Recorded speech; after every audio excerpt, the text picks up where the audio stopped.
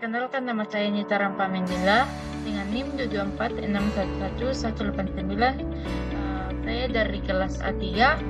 Di sini saya akan menjelaskan mata kuliah komputasi paralel yang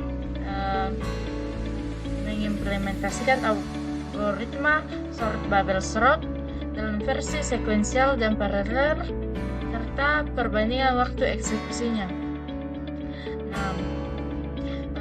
Definisi Babel-Srot itu algoritma pengurutan sederhana yang bekerja dengan cara membandingkan dua elemen yang berdekatan dan menukarnya jika urutannya salah. Proses ini dilakukan berulang hingga salah satu data terurut. Langkah kerja Babel-Srot dimulai dengan membandingkan dua data yang berdekatan. Jika data pertama lebih besar dari data kedua, maka dilakukan pertukaran. Proses ini diulang sampai tidak ada lagi pertukaran yang terjadi. Pada studi code Babel-Srot sederhana melakukan perulangan untuk membandingkan elemen array, menukarnya jika tidak sesuai urutan, dan mengulanginya hingga array terurut. Kita masuk ke sel yang pertama. Saya mengimpor library yang dibutuhkan.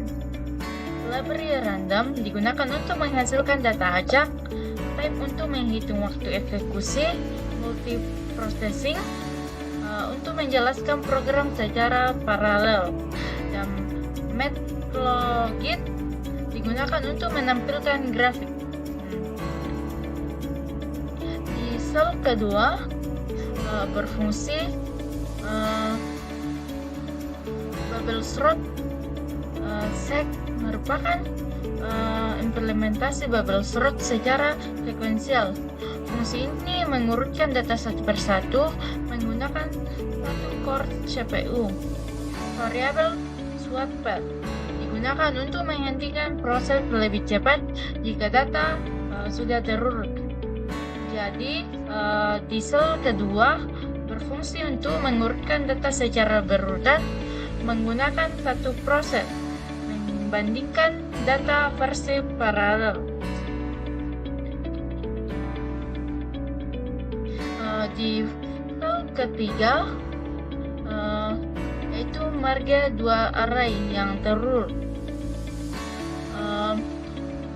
Fungsi kombinasi sort berfungsi untuk membangun dua array yang sudah terurut menjadi satu array terurut. Ini sangat penting pada proses paralel karena hasil sorting dari tiap core harus digabung kembali. Pada sel ketiga, yang paling penting atau yang paling singkat menggabungkan hasil sorting dan menjaga urutan data tetap benar. Di sel keempat yaitu Babel-Srot paralel. Pada fungsi Babel-Srot paralel, data dibagi menjadi beberapa bagian sesuai jumlah core CPU. Setiap bagian diproses secara bersamaan menggunakan Babel-Srot sekuensial. Setiap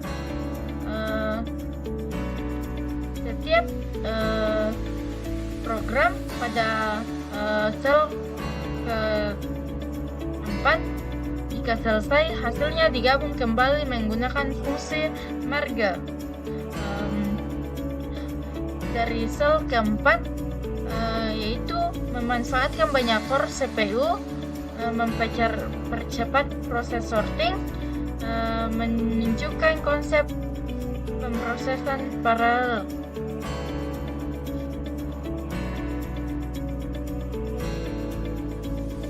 Pada sel kelima yaitu generate data. Pada bagian ini, program membuat data acak sebanyak 8.000 angka. Data ini digunakan sebagai input untuk menguji performa algoritma sekuensial dan paralel. Sel ke-6 yaitu eksekusi sekuensial. Di bagian ini, bubble sort sekuensial dijalankan dalam waktu eksekusinya dicatat menggunakan fungsi time. Hasil sorting ditampilkan sebagian untuk memastikan data berhasil diurutkan. Pada sel ke-7, eksekusi paralel. Bubble sort dijalankan menggunakan beberapa CPU. Waktu eksekusinya dicatat untuk dibandingkan dengan versi sekuensial. Pada sel ke-8, analisis performa. Pada bagian ini dilakukan analisis performa. Redup menunjukkan percepatan dan versi paralel. Efisiensi menunjukkan pemanfaatan core CPU dan menunjukkan presentase perbedaan waktu eksekusi. Pada sel ke-9, visualisasi, yaitu grafik batang ditampilkan untuk memperjelas perbedaan waktu eksekusi antar bubble sort sekuensial dan paralel. Jadi di sel ke-9 nanti outputnya akan menghasilkan grafik. Yang ke sel 10 yaitu kesimpulan. Berdasarkan hasil pengujian bubble sort, versi paralel memiliki waktu eksekusi yang sangat cepat dibandingkan versi sekuensial, sehingga dapat disimpulkan bahwa pemrosesan paralel mampu meningkatkan performa algoritma sorting. Kita coba run dari sel pertama sampai sel ke-10. Di sel generasi data, jumlah data 8.000. Contoh data yang ini.